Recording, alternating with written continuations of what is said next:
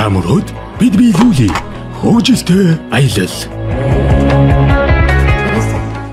За, сайн байцгаана уу? За, намайг Бацаахан гэдэг хөгжилтэй аялал компаниг 2014 онд анх үүсэн байгуулад зөвхөн улаавд итгэл тамбай аялал зохиож исэн бол өнөөдөр одоо Хятадын бас зүүн Аз талдаа 20 гаруй хотуудаар ингээд аялал зохион байгуулад явж байна. Тэгээд энэ жилдээ 11 дэх жилийнхээ нөрөг үзэж байна. За, давтагдсан тоогоор бол мэдгүй жилдээ нэг ямар ч нэг 2500-аас нэг 5000 орчим болвол аялагч нарыг болвол гадагшаа аялуулдаг ийм компани байгаа. Тэгээ ер нь бол компани нэр амар чухал байдаг баг. Тэгээ хүний нэг сэтгэлд хоногших үлдэх гадаад нэртэй аялал одоо юу гэдэг манайхаас ч нэг 8 настай болчраас 80 настай буураа хүртэл явдаг учраас 2014 онд нөгөө хэд найзууд бидэд ямар нэр өгөө гэж явж байгаа л ер нь бол ягаад ч юм нэг хөгжилтэй аялал гэдэг нэр өгсөн байгаа. Тэгээ энэ нэр ч бас бусдаас арай содон яг аялал жуулчдын салбартаа бас тохиромжтой юм уу гэж бас сүүлд нь бас бид энэ нэрэнд их дуртай их хайртай байдаг. Тэгээ хүмүүсийн хөгжилтэй аялал компани өдрөх нь бол зүг нөгөө хилж аваад нөгдөж тэр бас чимэгтэй сонсголтой сонсогддог юм аа. Тэгээ олон хүнээс бас энэ үгээ бас сонсч байсан.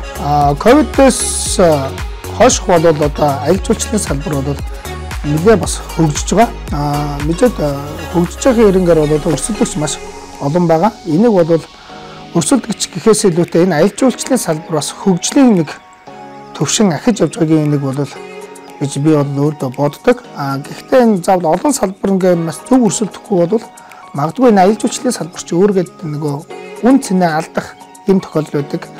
Яг гэвэл нөгөө олон компани хэд хоорондоо өрсөлдөөд ингээх нөгөө чанар үйлчлэгээ талдаа өрсөлдөхөөс илүүтэй нөгөө аль болох бусдаасаа өрсөж нөгөө хүн авахын төлөө тэ одоо нэгсэн нөгөө микро шиг хүнтэй л явж байвал хамаа авахгүй гэдэг шиг тэгж байж болохгүй. Энэ нөгөө чанар байх ёстой. Тийм учраас бол өрсөлдөө нэг үн мөнгөн дээрс биш нөгөө чанар үйлчлэгээний соёл дээрээс бас өрсөлдөх нь хамгийн чухал. Энэ бас аялал жуулчлалын том хөгжил ба.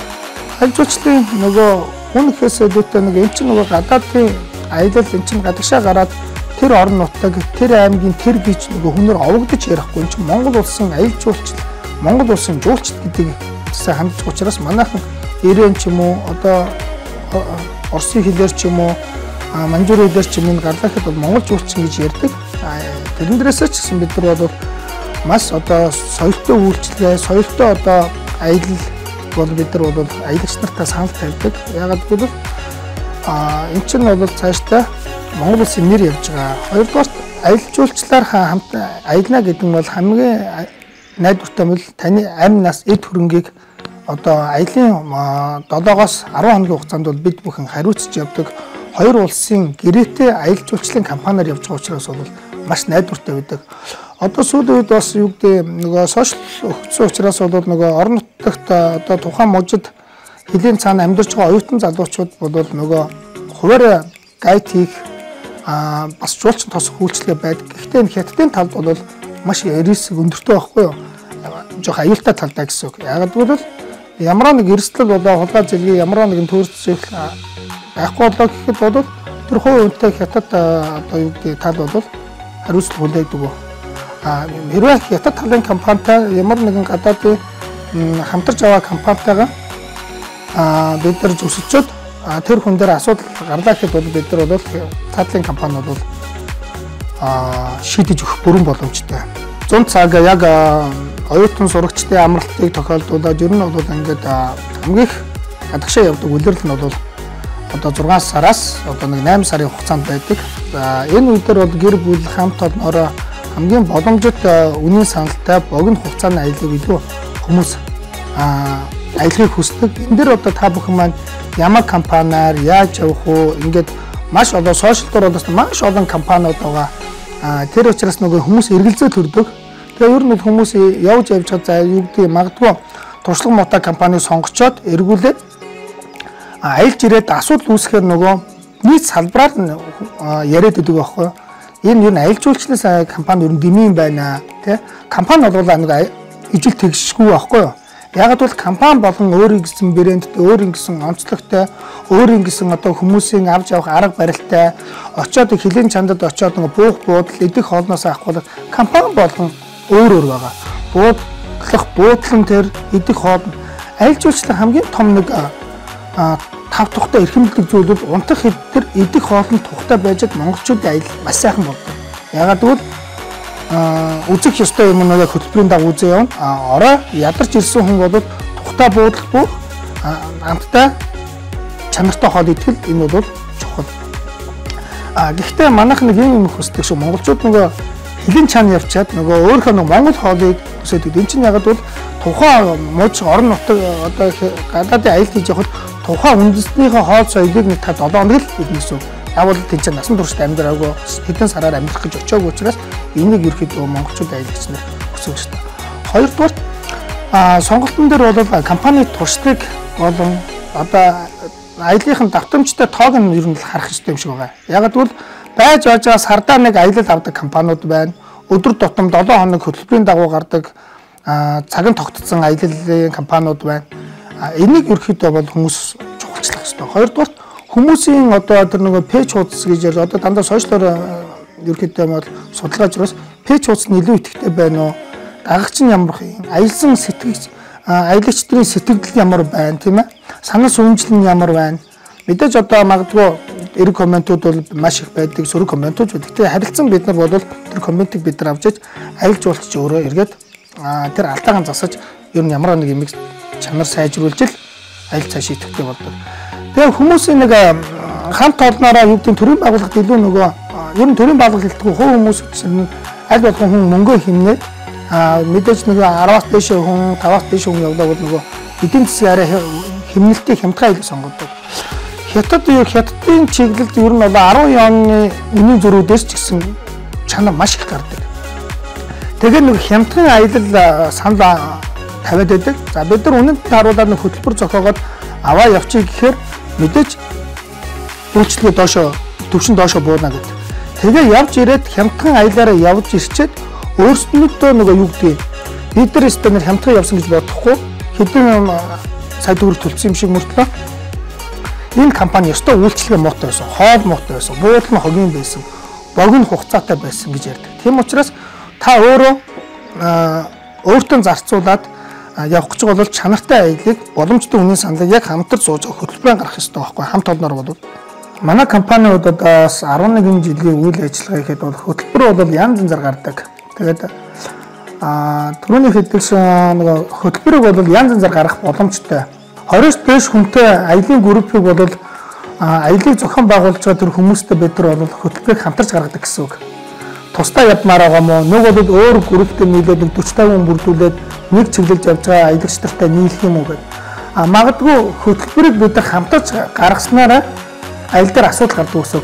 Танай хөтөлбөр чинь энэ дээрээ цаг алдаад байна, энэ дээрээ хугацаа алдаад байна гэдэг зүйл гардаг. Ягаад гэвэл бид нар харилцаж энийг үзье, энийг хасчи, өмнө нь энэгээр явж байсан, энэний харалтаа юу үзэх боломжтой гэдэг бол бид нар олон жилийн дунджаар ер нь бол харахад хамтарч ярилцсан хөтөлбөр хамгийн бэст хөтөлбөр болдог байхгүй юу.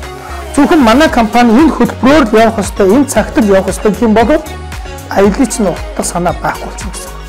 Яагаад гэвэл тэр 40-50 хүний 20-30 хүнийг өөрөө тэр нэг зохион байгуулагч баг байгаа. Тэр яг асуудлаа шийдчих юм бол утгагүй болно гэсэн.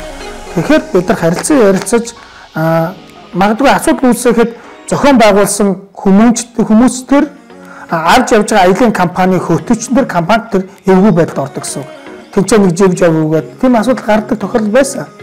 Одоо харин бид нар бол аялагч нартайгаа ярилцчихэд хаагур явах уу? Одоо жишээлбэл замун өдөр гарах бол Улаанбаатараас эхэлтэй аялал байх уу, замун өдөөс эхэлтэй аялал байх уу гэдэг үн мөнгөн дээрээс ярьж гарна гэсэн үг. Та хэдий чинээ төлбөр системээр яаж төлөн тэр чинээр аялал хөтөлбөр гарна гэсэн үг. Хоёрдугаар одоо л аппликейшнуудын зээл маш их байна. Манай дээр бол Pocket Zero, Paypal гэдэг маш олон зээлийн үйлчилгээнүүд манай дээр байгаа. Энэ зээлийн үйлчилгээг ашиглаж явж бас болно. Хоёрдугаар энэ зууны маршрут болох хөтөлбөр бол дандаа ерөн зүүн өмнөд Ази одоо наадлаа өвөр Монголын ойр тусгай хорны хотууд байна. Тэгээд хятадын ганц нэг үнийн аялууд байна. Энэ дээрээс манайх яг энэ зундаа ер нь бол гэр бүлээрээ 7-8 удаа найзуудын гэр бүлээрээ 10-аас дээш голцон хүүхдэд илүү явдаг. Төрийн албах хаагч нар, багш нар, эмч нар илүү төлхөө явдаг учраас бид нар аль болох чанартай бөгөөд богино хугацаатай хямд аялал санд болгодог. Хямд аялал гээд одоо юу гэдэг нэг захын буудал болгодгоо, нэг захын нэг гудамжны цайны газар бид нар хоол идүүлдэг. Бид нар яагаад гэвэл урдчлалж 4-5 сарын өмнө одоо Хөх хотын Жининийх тэ Мина аватрын Даатууны тэр нөгөө Пандамын Диснейленд тэгээ эдгэртээ бид нар урдчилж бид нар бол гэрээ хийцэн. Хэдийн буух буудлынхаа гэрээ хийцэн, ресторанынхаа хоолыг гэрээ хийцэн учраас бид нар бол хямд явлаач тэр үнэтэй явлаач бид нар тэр ресторанд л орно гэсэн үг. Тэгэхээр манайх бол нэгдүгээр хит хямд аялал авдаг. Хит үнэтэй аялал гаргадаг. Яг л бид нар чанарыг эрхэмлдэг, хоол буудал дээр эрхэмлдэг гэсэн үг. За энэ жилийн аялал бол Жинин Мина Аватар Хөх хотын аялал 5 шөнө 6 өдрийн аялал байна. Жинин Даатун Мина Аватар Хөх хотын аялал байна. Ордсын аялал байна. Дээрээс нь одоо Даатунтай шууд нислэг одоо шар тэнгисийн аялал байна. Баядэхэгийн аялал байна. Ирэнэс нислэгтэй аялал байна. Хөх хотоос нислэгтэй аялал байна. Жинин Бээжингийн аялал байна. Хайнаны аялал Улаанбаатар шууд нислэгтэй гэвэл одоо Хайнаны аялал, Жанжижи Тэнгэрийн хаалгын аялал байна. Тэгээд одоо Диснейленд Шанхай аялал байна. Одоо Японы аялал байна, Фужи уултай аялал байна. Одоо Туркийн Анталия, Памуккала, Истанбулын 3 хотын аялал байна. Дубай аялал байна. Энэ мэтчил яг манай компани яг үндсэн маршрут бол явдгаараа бүх цаг хугацаанд зарлагдаад явж байгаа гэсэн. За бид нар гэр бүлээрээ ингээд нөгөө групп үүсгэсэн аялал бол цаг хугацаа нь бол одоо манай өдөр төлөвлөхгүй 7 хоногийн аль ч өдөр бол гарч болно гэсэн үг. За хоёрдугаар энэ жилийн нөгөө наадмын олон хоногийн амралтыг би сайн мэдэхгүй байна. Одоо яг шийдвэр гараагүй байгаа. Ер нь бол нэг 10 хоног амарна, 7 хоног амарна, 5 хоног амарна гэдэг нөгөө хүмүүс эдийн одоо төлөвлөдөг аялаа. Ер нь хүмүүс одоо аялаа эрт төлөвлөлөө сурцсан байдаг. Гэхдээ зарим нь бол төлөвлөгөө тулгадаг шүү. Яг бол Улаанбаатараас Аман хүртэл богоон ч өөрөө цаг хугацаатай урттай богоон ч өөрөө тоотой байдаг учраас бол плетэн дээр нэлээд асуудал үүсдэг. Яг гэвэл одоо чи хүн болон ганц манай компани маш олон компаниуд ингээд аялал авдаг учраас наадмын аялал нэлээд ачаал үүсдэг учраас бол та нар маань эртний захиалга өгөөрэй. Манай компани нэг давхтар басна. Яг нэг урдчлалын захиалга авчаад нөгөө тэр мөн тэдэн төгрөг тэдэн хуваа хийж баталгаажуул заавал яг одоо мөнгө хийгээд бид нар хижээч хэлдэг. Яг л тэр хүмүүсийн сонголт байдаг. За танай компани дээр тэдэн сарын тэдэнд явнаа. Манай дээр тэдэн суудал тавьчихаа гэд онлайнаар гэрээ хийчих юм бол бид нар суудлын тавиад өгч. Гагцхүү та 7-оос 5-аас 7 хоногийн өмнө нэр тоогоо өгсөн байхад болоо гэсэн. Цуцалж бол тэр үнэ одоо ямар нэгэн амьдралын шалтгаан болоод юу аялал цуцлагдах тохиолдол байдаг шүү дээ. Манай дээр бол зөндөө тохиолдол байдаг. Яг маргааш явах гэж байдаг одоо юу гэдэг санамсаргүй байдлаас хөлөө гэмтээчих юм уу. Тэгээ ямар нэгэн аав гэрийн гачигдал гаргах юм уу. Тэр нь эрүүл мэндийн шалтгаан зөндөө хүний амьдрал баялаг учраас бол тэглээгээд бид нар одоо мөнгө нь орж ирсэн байлаа гэхэд за тэдэн төгрөг компани данс руу орж ирээд тэдэн хувийн шимтгэлд авлаа шүү. За магадгүй богоны плэш захиалсан байсан тохиолдолд бол бид нар бол богоныхон плэдээ буцаалтын 10,000 төгрөг буцаагдах байна. Гэхдээ зарим тохиолдолд сонсохноо зарим компаниуд бол за магадгүй явна гэж төлбөрийг хийлгчээд за урт хятадын буудал захиалга өгсөн байсан. Диснейленд энэ универсал плэдийн захиалга өгсөн тэрний шимтгэл авна гэж тийм байдгүй юм. Ягаад гэвэл Монгол талын компани хятадын нутаг дэвсгэр рүү орлоод бол заавал хятад компанитай хамтарч ажилладаг гэсэн үг. Тэгжээд бидний энэ аялал баталгаатай явж байгаа гэсэн үг аахгүй. Тэгэхээр хятад талын компани бас манайхан шиг үргэлжлээд бидний өмнөөс захиалгыг хийцэн байдаг, хоёр тал хамтраад хийцэн байна гэсэн үг. Тэгээд энэ жилийн байгаль нуурын аялал манайх бол одоо эрхүүгийн одоо зүүн эрэг болон байгаль нуурын баруун эрэг зүүн эргээр өрхөд бол очиж байгаа. Тэгээд бол яг чин өмнө хэлэхэд бол байгаль нуурын аялал бол яг Манжуурах шиг, Хөх хотын шиг бол тансаг тийм аялал бос болдоггүй. Ягаад гэвэл нөгөө Оросууд школ өөрөө нөгөө бааз нууд нь болохоор дандаа нэг одоо юу гэдэг 4-5-уулаа ордог, 3-4-лөө ордог. Магадгүй үнэтэй 2-ороо ордог тоос дүүштэй хүн бол 7-8 мянган рублиас наашгүй шүү дээ нэг хүнээ. Нэг өдрийн 4-5 мянган рублиас наашгүй. Тэгээд яг өнөөдрийн рублийн ханш Яоны ханш ямар их өсөд. Одоо Яоны ханш 500-аар авчлаа. Рубль ханш одоо 50 хүртлээ. Ингээд одоо Монгол тал нь ингээд төгрөг нь хямдраад байдаг мөртлөө цаашдаа хэдийн чамд төлөх нь бид нар Монгол төгрөгөөр төлдөггүй. Гадаад валютаар бид нар төлдөг байхгүй. Тэгэхээр бид нар энэ компани чи өөрөө баг за яг энэ салбараа яг нэг 10 жилийн түүхтэй энэ салбар дээр бас татвар төлдөг ажил олгогч ажилчтай бас нэг цалинтай орлоготой байх энэ ард бол энэ компани ард бол ажиллаж байгаа хүмүүс одоо гэр бүл маш олон хүн бас тэжээлдэг учраас бид нар энэ салбараа унгахгүй шиг бид нар бол зориод юм чин сэтгэлээс ажиллаж байгаа. Тэрнээс бид нар энэ жил өөр нь аялагч нар бол харьцангуй бас ялгаж салгадаг болчих. Бас энэ компаниг харьцуулж үзэж байгаа за энэ хөгжилтэй компани яг ямар юм тий. Ер нь бол хүмүүсийн харилцаа хандлага дээрс бүх юм их тод байдаг шүү дээ. Ер нь захиалга яаж авснаасаа эхлүүлээд үйлчлэгээ ямар байх вэ?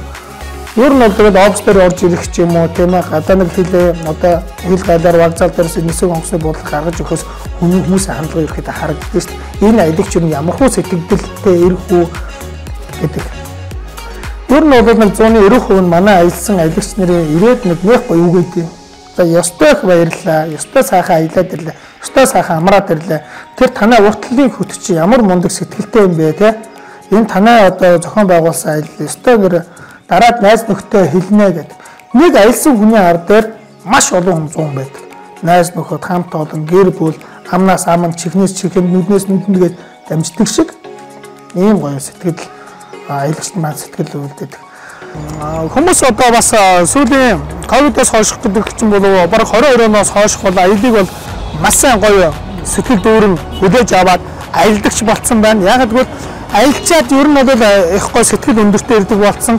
За энийг нэг аялсан бол дараа жил бол заавал аялдаг. Тэгээд манайхаар одоо жил болгон аялдаг аялын хүмүүс ч байгаа. Өөр компаниар явж байгаа. За одоо танахыг чанарын шалгыг гээд үлдэгч хүмүүс байдаг. Тэгээд хамгийн гоё зүйл нь бол аялагчдын хамгийн сэтгэл зав маш их баярлалаа. Танай хамт олонд цаашдынх нь ажилд амжилт хүсгээд их гоё юмнууд хийдэг. Тэрэнд урамшиж авдаг. Тэгээд тэн дээрээс бид нар ер нь жил ирэх тусмаа аяллахаа чанаржуулдаг шинэ аяллаач гэсэн бид нар судалгаатай, шинжилгээтэй очиж бүх юмыг докторны хийж бид нар аяллыг хөдөлж гардаг байгаа. Хэн нэгэн зүгээр нэг дайгаад явуулчих биш. Бид нар бол заавал судалгаатай аяллыг зохион байгуулдаг байгаа. Тэгээд энэ жилийн одоо та бүхний сонголт бол хөгжилтэй компани бол гэдэгт итгэлтэй байна. За одоо бидний хамгийн ойрын аялал бол Жинийн Мина Трухатай аялал 6 сарын 5, 9, 12 ингээд 7 хоногийн хагас бүтэн сайн 4 өдөр бол гарч байгаа. Датууны аялал бол 5, 9 гээд бас 4 өдөр бүтэн сайн бол гарч байгаа. Бусад аяллын бүх хөтөлбөр бол 4 дахь бүтэн сайн өдөр бүх аяллууд бол гарч байгаа. За та бүхэн маань аяллаа эртхэн төлөвлөөд эртхэн захиалга өгөөд боломжтой хямдралтай нөхцлүүдийг бол манайхаас аваарай. Тэгээд бид нар аль болох та бүхэнтэй ярилцаж болоод үнийн саналыг бол гаргах болно. Тэгээд за хөгжилтэй компаниг одоо зориод уулзах захиалга өгөх гэрээ тохиолдолд бол манайх Кишүү товрын 9 давхар 909 тоотод бас байрладаг байгаа. Тэгээд ер нь бол ямар нэг компани чухал зүйл бол офс тэгээ байршил тэгээд энэ хүн иржээд итгэлд хүрдэг учраас манайх ерөөдөө нэг төвийн байршилд одоо бас 2 жил 3 дахь жилдээ бид нар бол ажиллаж байна. За тэгээд энэ зуны аялал бол ер нь бол хамгийн чанартай сая төгрөгийн дотор багтах хамгийн чанартай аялал бол та бүхэндээ санал болгосон. Тэгээд хязгаарч мартагдахгүй, харамсахгүй, сэтгэлд хүрхөөс тухтай аяллыг энэ зуны брэнд аялал бол хөгжилтэй аялал компани болоод 100% та бүхэнд бол үйлчлэлнэ гэдэгт итгэлтэй байгаа. Тэгээд та бүхэндээ амжилт хүсье. Тэгээд хөгжилтэй аялал компаниг сонгон үйлчлүүлж өөртөө гэр бүлдээ дурсамж дүүрэн хөрөнгө оруулалт хийгээрэй. Амжилт хүсье. Та мөрөөд бид биелүүлээ хөгжилтэй аялал.